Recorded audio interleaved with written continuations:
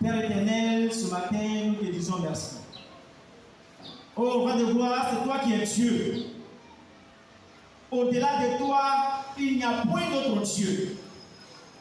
Et ce matin, Seigneur, il t'a plu de nous réveiller et de conduire nos pas ici, dans cette salle que nous avons appelée notre lieu de prière, là où nous venons de rencontrer. Seigneur, le roi, c'est toi.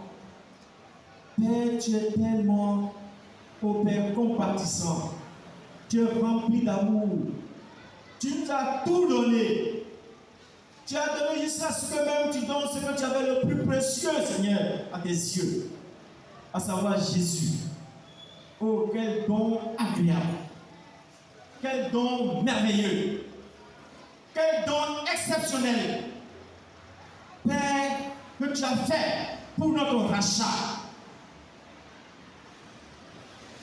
Père, le salut nous dit que pour t'offrir, Seigneur, après avoir vu ta gloire se manifester. Ce matin, quand notre Dieu, nous sommes venus pour écouter ta voix, pour entendre le Dieu glorieux que tu es. Et c'est pour ça, Seigneur, pour Dieu, je prie que tu effaces ma personne. Que tu effaces ma personne et que tu parles au travers de moi. Que tout ce qui va sortir de mes lèvres, Seigneur, oh, soit purifié par l'Esprit Saint.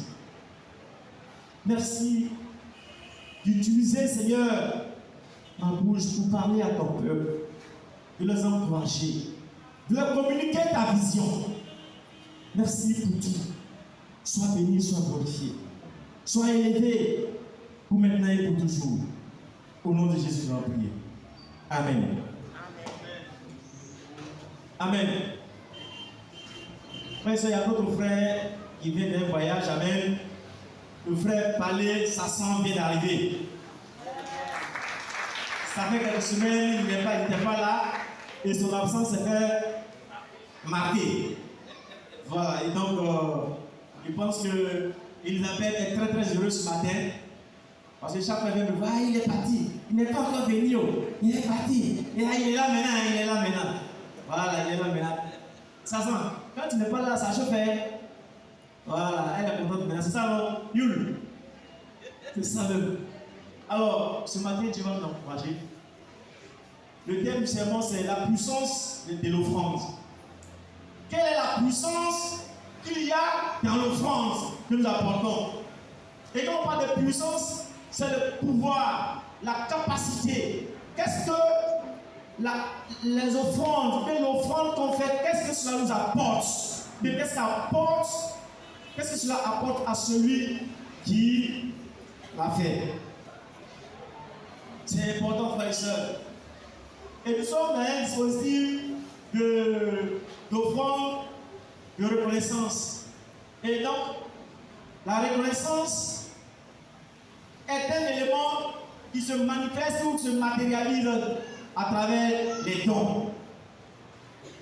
Frères et sœurs,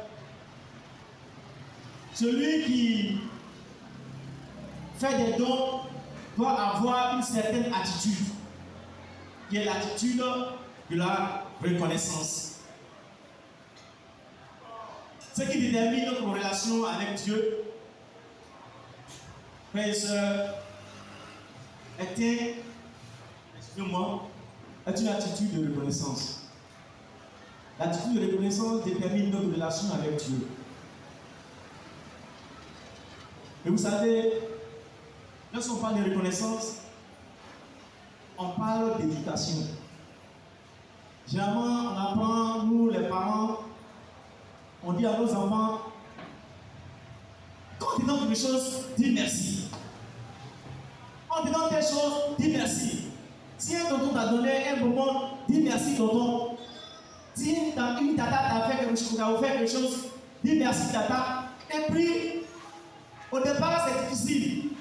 L'enfant, il prend et ça va comme s'il a mérité.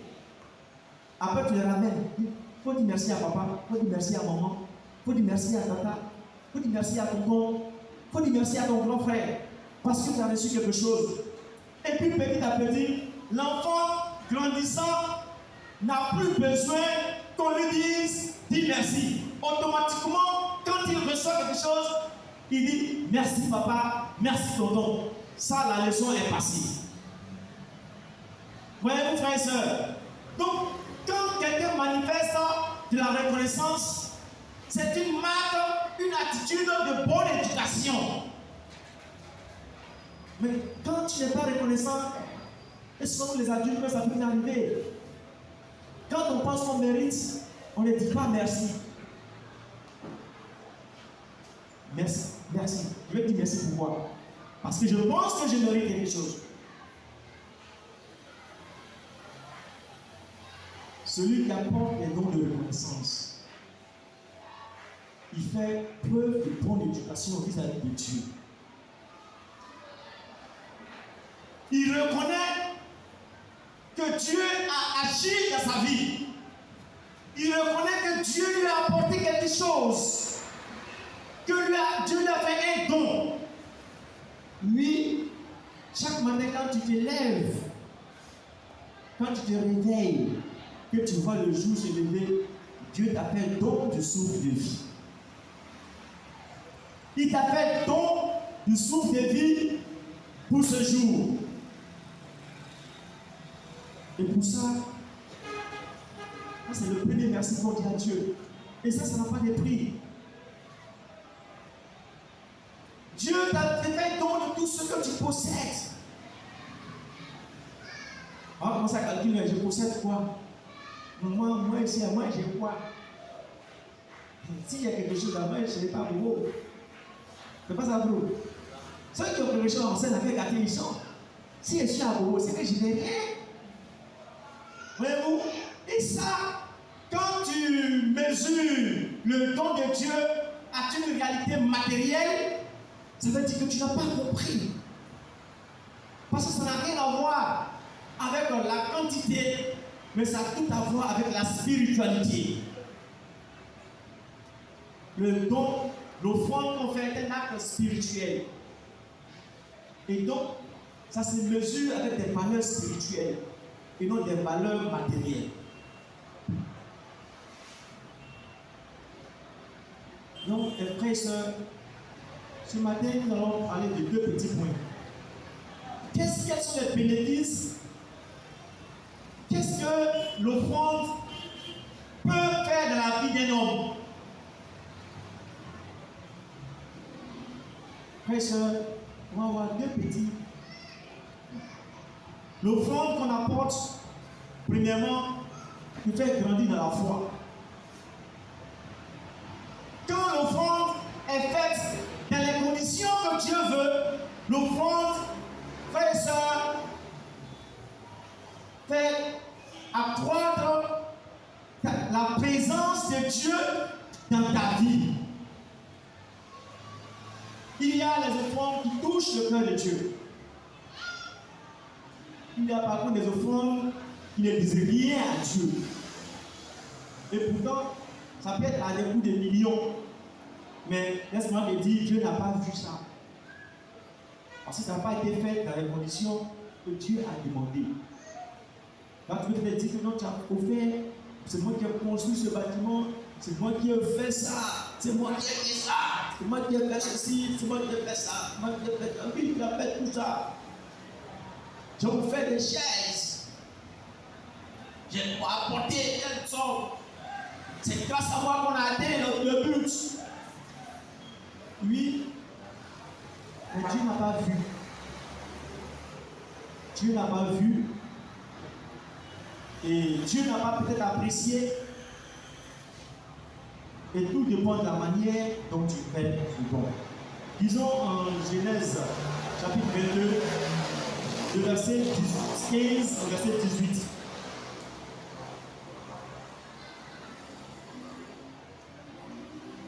Genèse chapitre 22, verset 15 au verset 18. Et ça, c'est l'histoire qui... c'est la conclusion du sacrifice de Isaac. Le sacrifice qu'Abraham devait faire d'Isaac. Verset 15, je ne vous ai pas l'histoire parce que nous nous la maîtrisons. Mais je veux qu'on regarde, qu'on jette un regard sur les conclusions. Verset 15. L'ange de l'Éternel appela une seconde fois Abraham des cieux, parce qu'il avait déjà appelé une première fois, et dit: je le jure par moi-même, parole de l'Éternel, parce que tu as fait cela et que tu n'as pas refusé ton fils, ton unique. Verset 17, il dit: je te bénirai et je multiplierai ta postérité, comme les étoiles du ciel et comme le sable qui est sur le bord de la mer, et ta postérité possédera la porte de ses ennemis. Verset 18. Toutes les nations de la terre seront bénies dans ta postérité, parce que tu as obéi à ma voix. Oh, frères et sœurs, regardez la bénédiction que reçoit Abraham.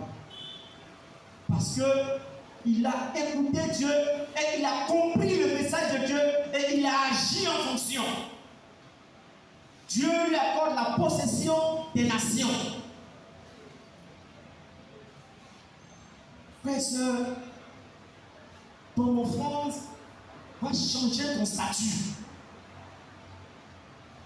L'offrande que tu apportes a le pouvoir de changer ton statut. Parce que voici Abraham, éleveur, voici Abraham ce qu'il devient. Il devient la source d'une bénédiction incroyable pour les nations.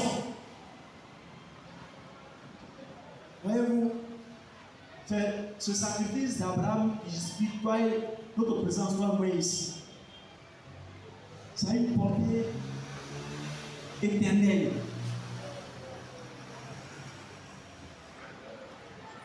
Est-ce que quand on fait les dons, on apporte l'offrande, est-ce qu'on a cette vision que Dieu a à travers les dons? C'est une source inimaginable de bénédiction. Et c'est pas pour rien, le diable va dire, quand c'est le moment de la bénédiction, c'est pas une parole en l'air, c'est une parole profonde. Et j'espère que vous comprenez quand on dit ça. Que ce n'est pas juste un slogan pour attirer les gens vers les troncs. Non, ça n'a rien à voir. Mais c'est une vérité profonde. Quand on dit les offrandes sont une source de bénédiction, que c'est le moment de bénédiction, frères et sœurs, l'offrande ouvre le ciel. Et Abraham est le père de la foi chrétienne.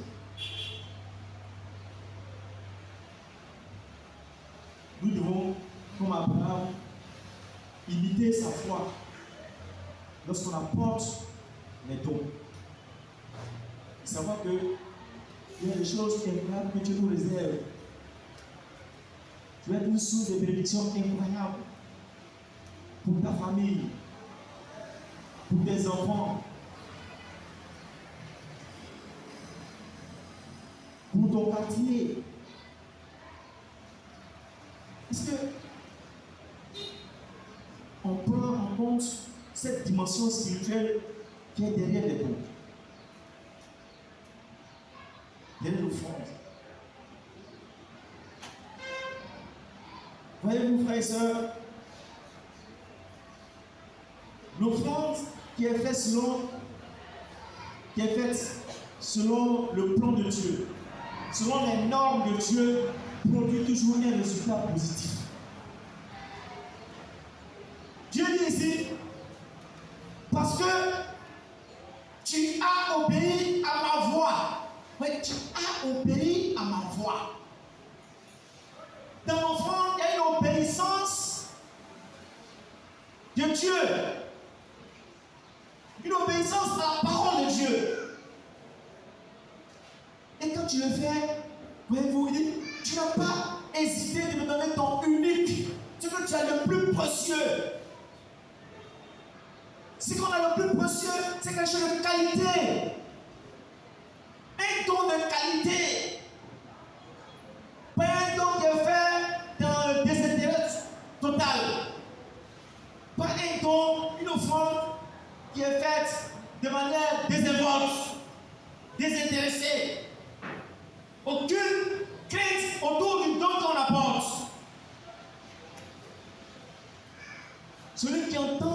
Dieu, celui-là développe une piété incroyable. Et celui qui a cette piété a ce rapprochement avec Dieu, communique avec Dieu, partage tout avec Dieu, comprend la voix de Dieu, entend la voix de Dieu, marche selon la voix de Dieu, pose des actes selon ce que Dieu a recommandé. Il ne ramène pas à lui. Non. Il peut dire que c'est mon enfant. Dieu fait quoi? Je ne donne pas mon enfant. Il dit non. Je fais ce que Dieu m'a dit de faire. Frères et sœurs, il y a une bénédiction dans l'obéissance facile. Dans l'obéissance, je dirais aveugle à Dieu.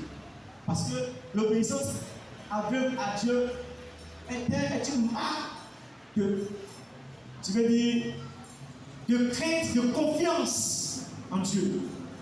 Dieu fait tellement confiance que quand il me dit, oh, tu es au 8e étage, jette-toi et puis tombe. Je n'ai pas de crainte parce que celui qui me dit, je fais confiance entièrement à celui qui me dit de descendre. Donc je peux le jeter. Le reste là, le résultat là, laisse tomber. Parce que celui qui te dit de jeter, il a déjà tout préparé. C'est parce qu'il a déjà préparé qu'il te dit fais ça. Dieu ne va jamais lui demander à faire quelque chose s'il n'a pas préparé d'avance ça. Mais si on a suffisamment confiance en Dieu, c'est là que ça devient intéressant. C'est là, frère et soeur, que ça devient intéressant. Ce qui détermine notre relation avec Dieu, frère et soeur, c'est aussi ça, la confiance totale en Dieu. La confiance totale en Dieu. Tout à l'heure, on a vu, ce qui détermine notre relation avec Dieu, c'est la reconnaissance que tu t'appelles. Mais non, ce qui détermine notre relation avec Dieu, c'est notre confiance totale en Dieu.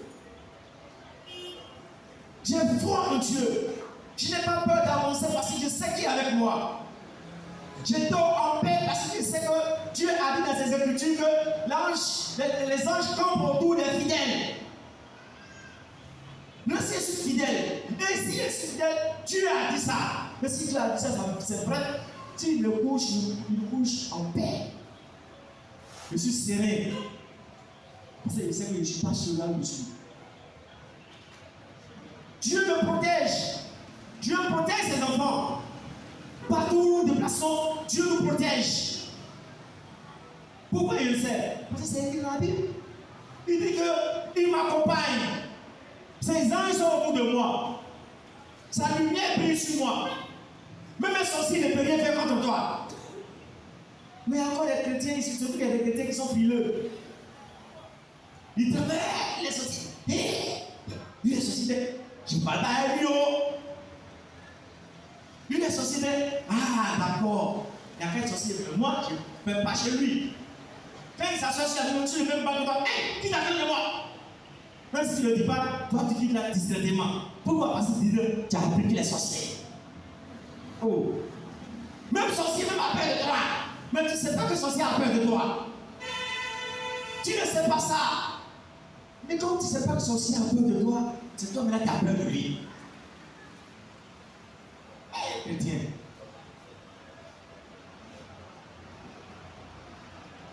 Si Dieu pouvait simplement ouvrir les yeux comme il a ouvert les yeux de Géasi, pour voir ce que Dieu pouvait réaliser avec l'Église. Une seule, c'est incroyable. Ne soyons pas frileux. Et on fout en Dieu avec frères et sœurs. C'est très très important. L'autre élément que nous allons voir, et c'est le dernier, parce qu'on a beaucoup de choses à faire aujourd'hui. L'autre élément qu'on va voir, c'est ton offrande rend Dieu redevable vis-à-vis de tes besoins. Ton offrande rend Dieu redevable. Ça veut dire quand il y a des offrandes, quand tu les fais, Dieu dit, je me dois de faire ça. Parce que je ne peux pas rester insensible à ça. Il faut que je fasse ça. Parce que Dieu est touché par ce que tu as fait. Ton offrande rend Dieu redevable vis-à-vis tes besoins.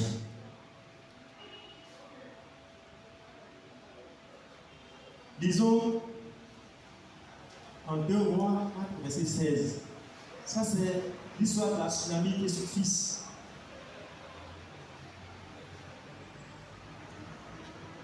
Deux Rois, chapitre 4, verset 16.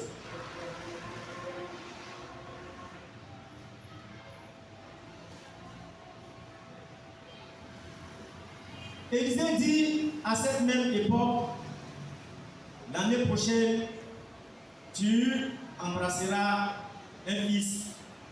Et elle dit, non, mon Seigneur, homme de Dieu, ne trompe pas ta servante. Cette femme devint enceinte et elle enfanta un fils à la même époque, l'année suivante, comme Élisée lui avait dit. Frères et sœurs, l'histoire commence au verset 8. Et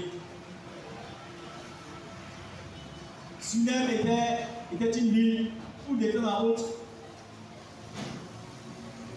le prophète Élisée et son serviteur se rendaient. Et quand il partait, cette femme était très généreuse et hospitalière.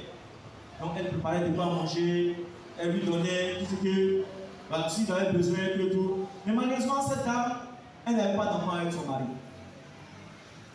Donc, Élisée a commencé à demander, mais attends, comment un jour plus tôt, la femme, elle dit, mais l'homme de Dieu vient chaque jour chez moi. Il mange et puis ça va. Il faut que je lui prépare une chambre. Elle a préparé la chambre. Elle a mis tout le confort dedans. Et puis maintenant, quand Élisée est arrivé, l'homme de Dieu, voilà ta chambre où tu vas te coucher, te reposer, faire ton travail de Dieu. Et il fait pour coucher comme il attend. Qu'est-ce que je peux bien faire pour cette dame? Nourriture, elle ne montre pas de nourriture. Habit, non, elle avait un peu. Donc, ce n'est pas habit qui était son problème. Et puis, il a envoyé Élisée au renseignement. Élisée a vu que la femme, elle n'avait pas d'enfant.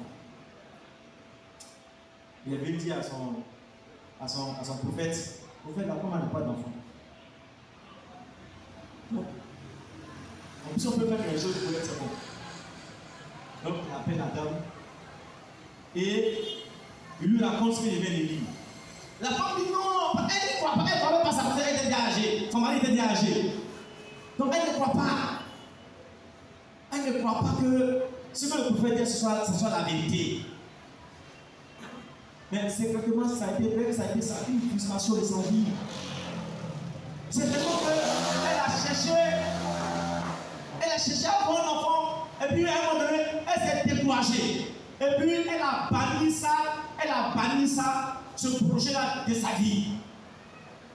Mais comme Dieu est Dieu, comme Dieu sait exactement le besoin qu'elle avait, Dieu a ressuscité ça. Amen, frères et sœurs. Dieu a ressuscité ça. Il dit, oh, je vais te rappeler tes besoins. Ton besoin que tu as abandonné, tu avais peut-être 20 ans, 27 ans. Où tu t'es encore jeune, tu cherches un garçon, un fils. Moi, je vais amener ça ici. Frère et sœur, le don, la générosité, l'offrande que tu fais, va demander à Dieu de chercher quelque chose que tu as laissé tomber depuis longtemps. Que tu as déjà oublié. Et donc, on a un pouvoir terrible. Ça a touché le cœur de Dieu. Ici, Élisée vraiment fait sa reconnaissance, lui dit merci. Et comment je peux dire merci à cette femme qui prend soin de moi? Vous savez, elle appelait homme de Dieu. Elle voyait Dieu à travers Élisée. En prenant soin de l'homme de Dieu, elle ne sait pas qu'elle est en train de réveiller un vieux projet qu'elle avait abandonné. Dieu dit, ça là, il faut que je fasse ça pour elle. Mais quand vous lisez la suite de l'histoire, après l'enfant est décédé, elle a encore allé chercher. Elle a cherché. Pour dire, écoute, l'enfant est décédé. Élisée est revenu en lui, non, pas que ça. Il a ressuscité l'enfant pour lui donner. Ah, ton fils. Ne pleure plus. Dieu va prendre soin de toi. essuie tes larmes. Parce que tu apportes quelque chose pour son ministère. Frères et sœurs, ne passons pas à côté de la bénédiction de Dieu en négligeant les offrandes. Lorsqu'on dit, il y a une offrande à faire à l'église, fais tout ton possible. Fais tout ton possible. Voyez-vous, cette femme, quand elle ne faisait pas ça. Elle ne faisait pas de manière intéressée. Elle ne disait pas, je vais faire ça à l'homme de Dieu pour qu'il me donne ça. Si vous écoutez l'histoire, c'est une générosité innée. C'est-à-dire qu'elle a cette aptitude-là, elle a été éduquée de ce sens-là, frères et sœurs. Elle a fait ça de façon désintéressée. Elle a pris soin de l'homme de Dieu. Voyez-vous, et Dieu a comblé son besoin. Frères et sœurs, je vais encourager le peuple de Dieu. Je vais encourager le peuple de Dieu. Et quand il s'agit des offrandes, ne crois pas que ce soit quelque chose de vain. Sinon, vain. Non. C'est quelque chose qui augmente ton compte bancaire spirituel. Ton compte bancaire spirituel. Donc ne négligeons pas ça. Traitons les offrandes comme quelque chose de précieux, avec crainte. Nous sachant que quand nous apportons, Dieu va bénir notre offrande. Ne faisons pas des calculs avec Dieu. Mais ne donnons pas par formalité. J'apporte parce qu'il va apporter. Bon, écoute. S'il n'apporte pas, ici on ne demande pas de compte à quelqu'un. Alors j'avais dit, bon, et l'autre t'as apporté comme aujourd'hui. Et puis il te reste combien? Bon, viens, on fait le calcul. On ne fait pas ça ici.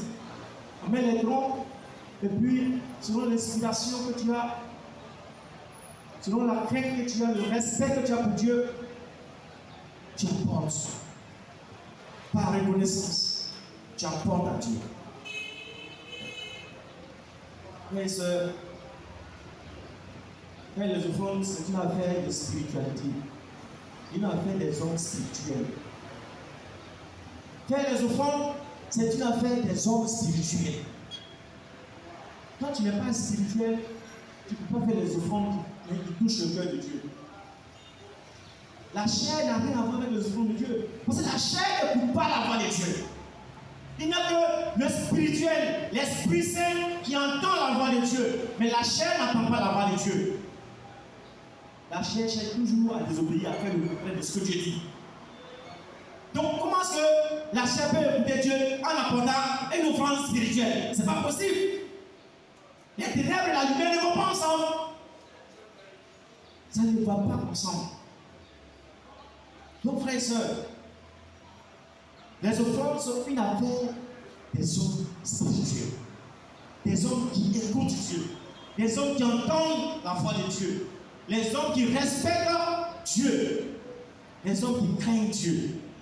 Les hommes qui sont reconnaissants vis-à-vis de ce que Dieu a fait dans leur vie.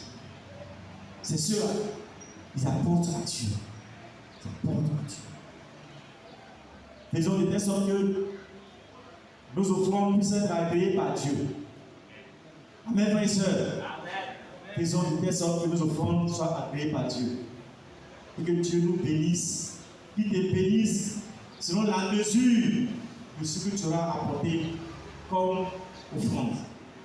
Amen, frères et sœurs. C'est tout pour le message de ce matin. Que Dieu vous bénisse.